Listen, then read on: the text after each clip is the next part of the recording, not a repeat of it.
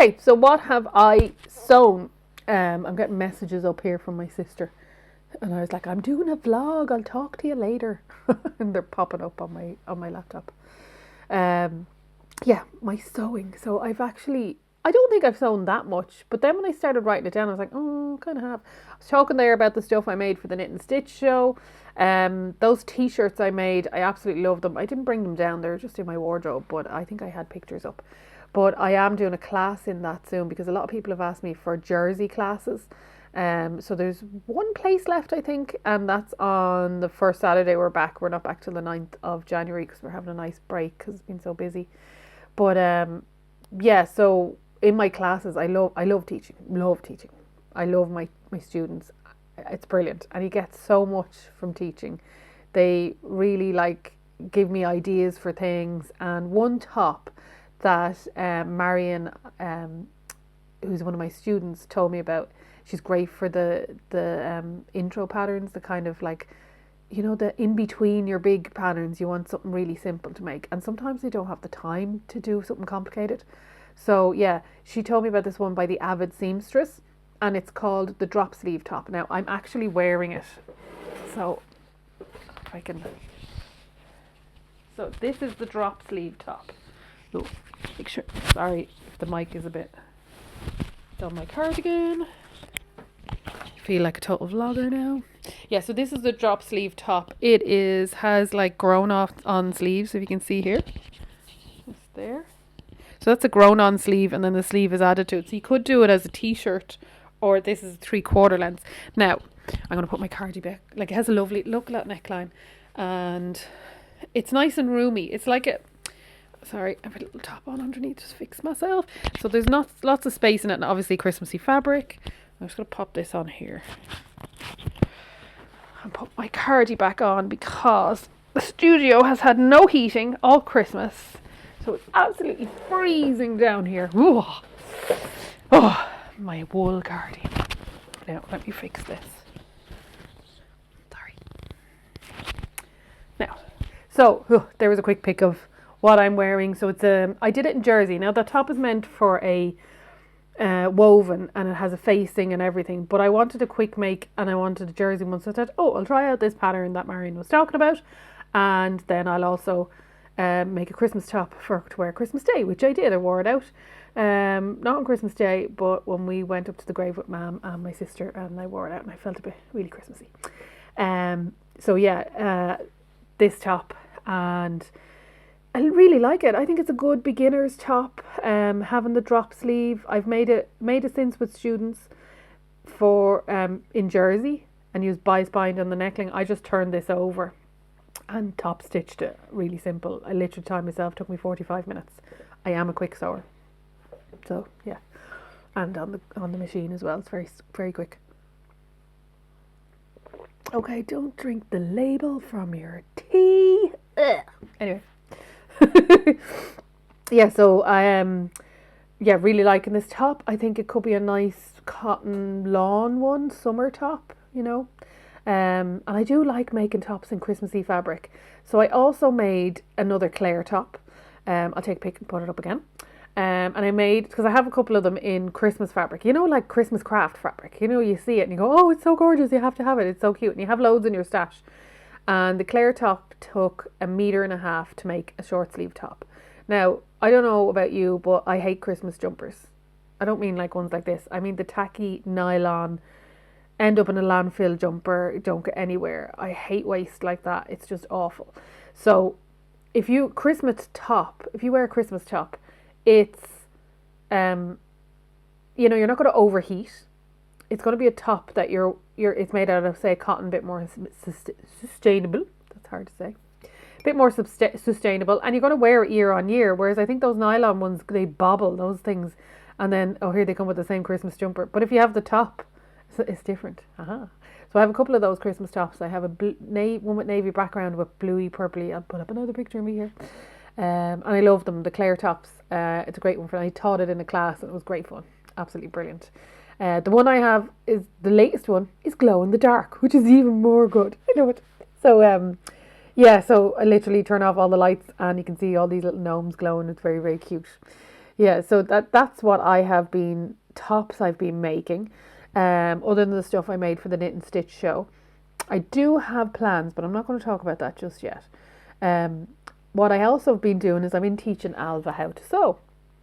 And up till now, she hasn't really been interested. She's just turned 10.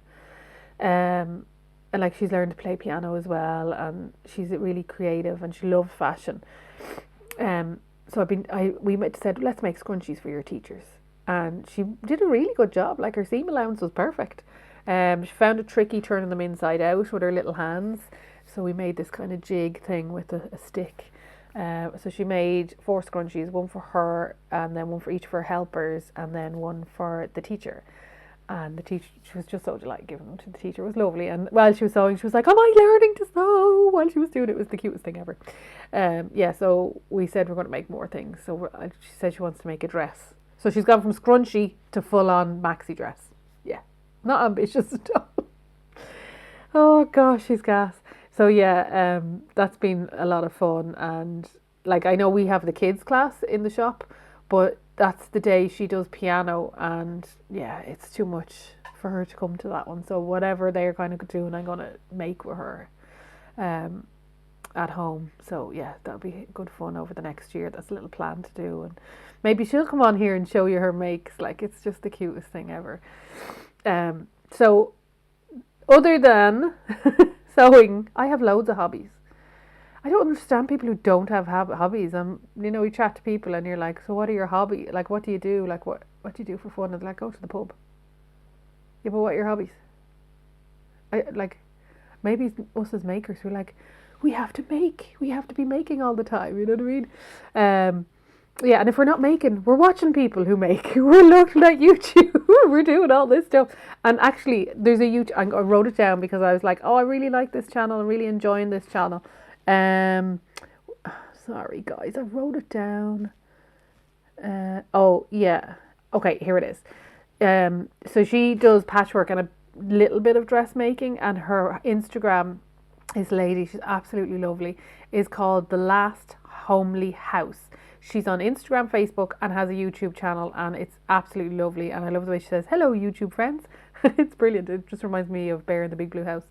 But she had this phrase, and it was out of my head and into my hands. And when she feels overwhelmed by things, that's what she does. She goes and makes.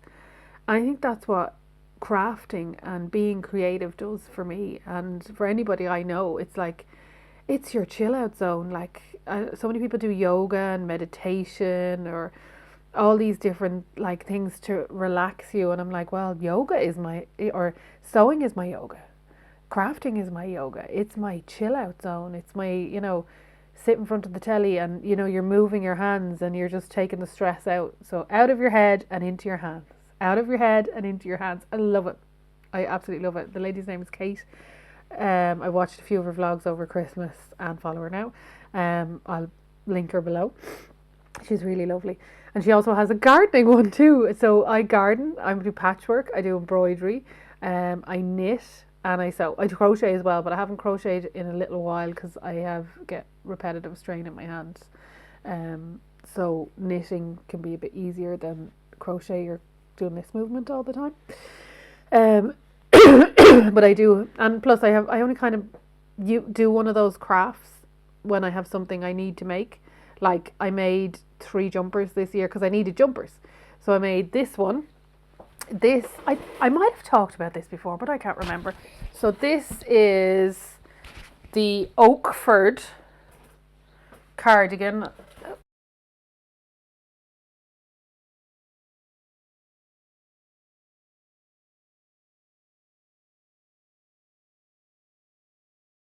So the Oakford, and it's made in drop Salima, which is 60% alpaca, 40% wool.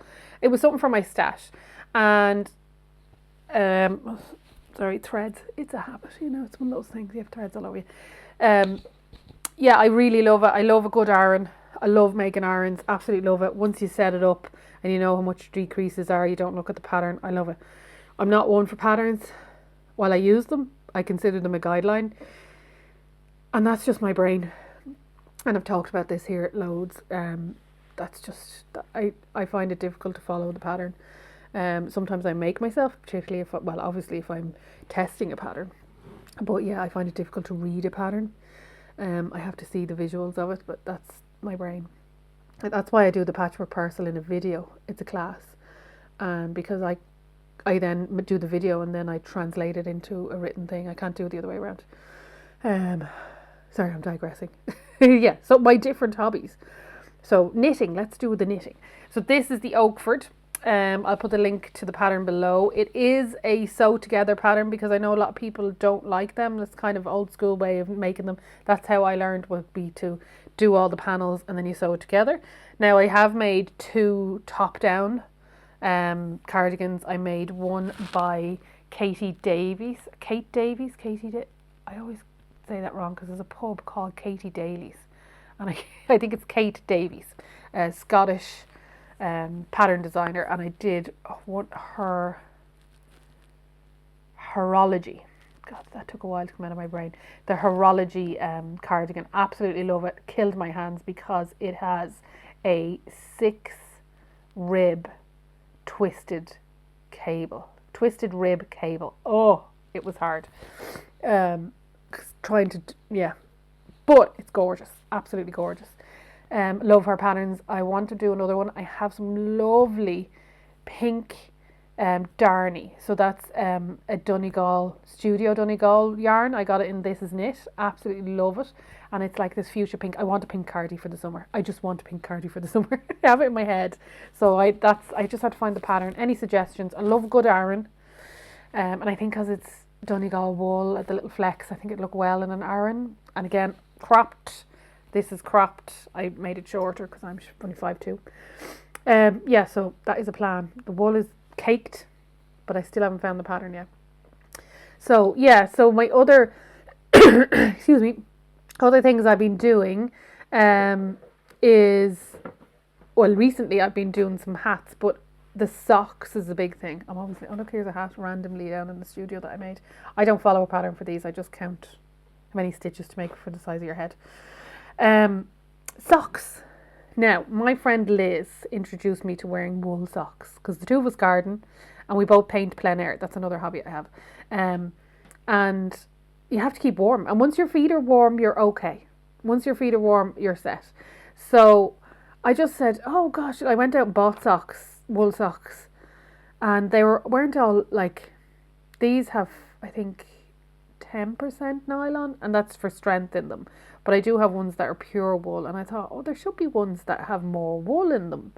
I don't know about this. This seems mad. They seem crazy expensive. Now, I don't buy clothes, so maybe that's why. I just think they are crazy expensive. So I said, well, it can't be too hard to make. So AnnMarie goes down a rabbit hole and starts looking up how to knit socks. And that's one pair. These ones, one went in the dryer, and I had to make it bigger by putting it on those blockers, you know, those things that look like big plastic socks. This is lovely. This is wool by John Arbon. Definitely is John Arbon. And I got this in a place called The Hive in I'm going to pronounce this wrong. It's in Cornwall. No, it's not. It's Pent. Pyndt. I'll put a link down to their social media. We went there in Cornwall. The summer gone, that's where we went with the kids on holidays, and it was right beside where we were staying, in a little fishing village, just where we found an Airbnb, and there was this wool shop literally right beside it. And the reason why we ended up staying in Cornwall is I follow Stitches and Cream in Falmouth, a wool shop, and they have a whole, like, their shop is gorgeous. We did go visit them. Jane, the lady who runs it, absolutely lovely lady. But we went to the Hive, and the lady who runs it there was so nice to us. We had the kids with us, and God love her, sometimes you hate to see people coming in with their kids, especially like if there's lots of little things. When I think of gift shops, it's like bull in china shop, you know what I mean? Like, I'm not fussed with kids coming into our shop. Like, you can't do much damage, but like, she had lots of little Nicky things. I was like, oh God. So Finton like had them, you know, sorted. And then she says, do you want to try out spinning wool? So she was showing them how to spin wool on a spinning wheel. She was just the loveliest lady. So I got this to make some socks. I also got some lovely merino that I want to make a shawl type scarf out of. So that's another plan. Then I have these are again self-striping wool. Finton brought me this back from Canada when he was away in Canada recently. That's just a plain sock pattern that I use from a book that I had a long time. I think I might have gotten it in a charity shop. It's just a random book. So I have lots of pairs of lovely wool warm socks now. It's great, and it really makes a difference. They really keep you warm. So wool is so insulating, and your feet don't feel sweaty and all that. Sorry, too much information for people who don't like feet and stuff. Sorry. So what else have I been knitting? I did do those jumpers.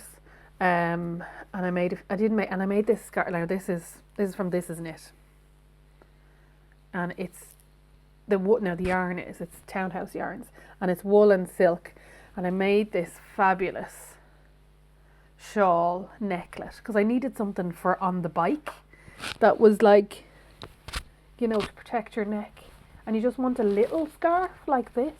Like, how cute is that? And I made a hat to match it, and I lost the hat. I'm devastated. I can't believe it. I lost the hat. Lost it. I don't think I dropped it anywhere. If I did, I really did think I had it in the house. I can't find it anywhere. And I made it in that purple with a lace and everything. And I followed the pattern perfectly so that I could do the lace, Anyway, I think I probably have enough to make it in the turquoise, but not the purple. And I think the purple was nice. Anyway.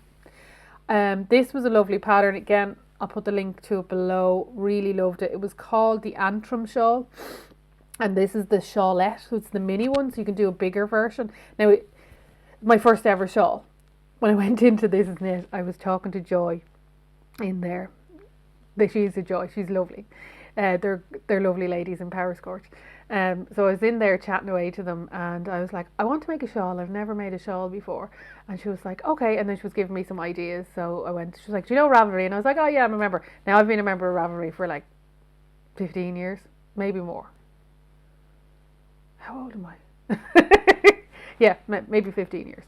So since it started up, and people were like, have you ever heard of this new thing, Ravelry? So yeah, went on there, found this lovely shawl. It was called the Antrim Shawl, I think, and I thought, that's nice. It turned out that I read a bit about that lady, and she's from near where my husband's from, so that was really cute. Well, her great grandparents or something like that, She's American or Canadian. Sorry. Yeah, so I went in there, This Is Knit, and I was like, oh yeah, this is gorgeous, that's what I'm going to do with it. So I got one ball of each, and they caked them up for me and everything. And then I went back with my mum, because I wanted to get that magenta pink darnie. And I brought this in. And then I also brought in this cardigan and another one to get buttons. And Joy was like, I thought you said you weren't really a knitter. And I was like, no, I'm not really. I'm more of a sewer. And she said, but you said this was your first project. And I said, no, it was my first shawl. So I do a lot of projects. But and she said, did you make these before, since you were here? You were only here like a month ago. And I was like, yeah, I made them the last month. It didn't take that long. I'm a very quick knitter as well. And I don't have to look at it, so I just keep going. Plus, stopped eating the old chucky biggies. A bit. Not that much. So yeah, that's what I made. I'm going to go, if I don't, do you know what? If I make another hat, I'll find it then. So yeah.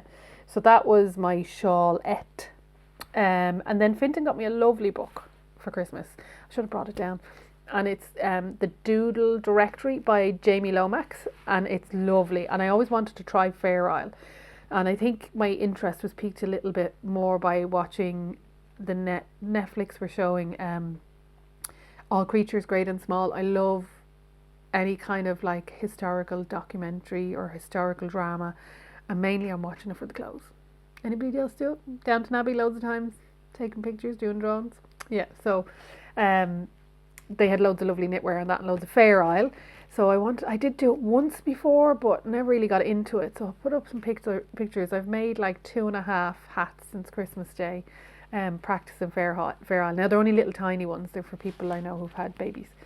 So yeah, Alva was helping me pick out the different colours, and she was looking at all the patterns, and I love the way it works out, you know. It's basically, the book is, you kind of take bits of one and you stack them together. It's like kind of it's a pixel art kind of way of doing it. I really, really enjoyed it. So yeah, the doodle directory. I think you can get them in This Isn't It as well. I know they have those little doodle decks. So it's a deck of cards and you just shuffle it and you pick the next one, which is really cute as well. I wonder, now I know more about it, the smaller ones are 12 repeats and the larger ones are 24 repeats. So I wonder, are all the cards 12 repeats? Because that'd be interesting.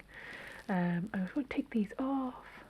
Don't you love taking off little things? Oh yeah, there's a lady I was following recently on Instagram as well. Here's me saying I don't do much, and like I was like, oh, I need to clean out my stash. I'd like to do a bit in it, and I need to clean out my stash. So I have this big box of wool. Now, when I went through, it's not all wool, so I got rid of all the acrylic bits and pieces of stuff I was making, baby stuff that needs to be washed 10 million times, so you have to have it. So I donated them, and I sorted through all my stash, and I put them in bags, clear bags, and I weighed them and I put them up on my Ravelry, so I have it there. And it was inspired by Claude from Retro Claude. She has a series about using her stash, and she basically recorded all her stash and has been going through it. And she's been doing it for the past year, and it's, you know, I really enjoyed doing it. Thank you so much, Claude, for making those videos. I really enjoyed them. She does loads of fab 1940s patterns, and she does sewing as well, and kind of, you know, historically constructed clothing, because that's actually her job as well. Absolutely fab. I love her video and I love her way of doing it. It's very relaxed as well, showing her projects and stuff. And it is a lot of work doing these videos. Like, I know it just looks like me talking to a screen, but there's planning in it too, you know, and I haven't doing it all the time.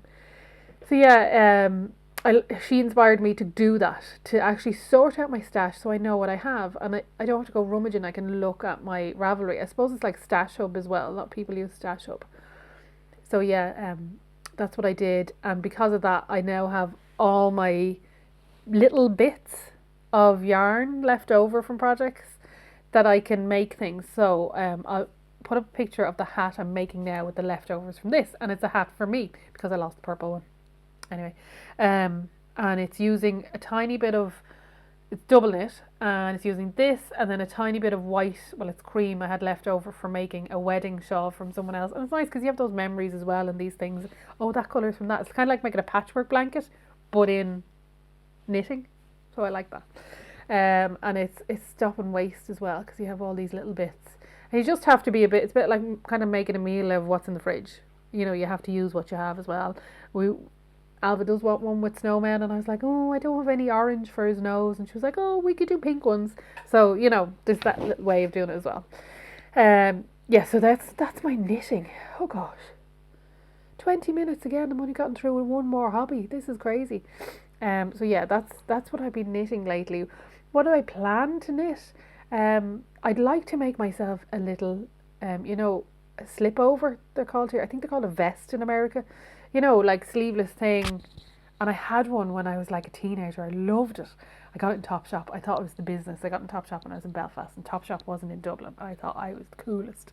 Obviously don't have a picture because, you know, who has pictures of everything in their childhood unless you're born now.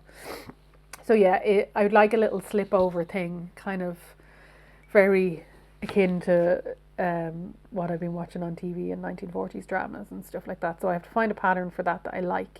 I might just make it up using my doodle directory and the bits and pieces of yarn that I have left. I think I'll probably have to make it in a 4-ply, because by the time you put all those floats at the back, look at me using the terminology, you know, when you do all the floats at the back, it gets very thick.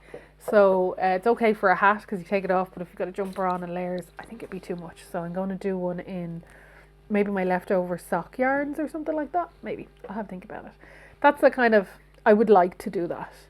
I'm quite impulsive with what I'm going to knit, so we'll see. They're generally little things. She says sitting wearing an Oakford cardigan, but only took me like 3 weeks to make. So yeah, that's my knitting. So I have to talk about my gardening, my patchwork, my embroidery, and then my plans. So I'm going to cut it off here again. Oh my gosh, this is the longest vlog ever. My batteries are all going to run out. And then we'll go on to part 3. Okay, I'll chat to you again in a few minutes.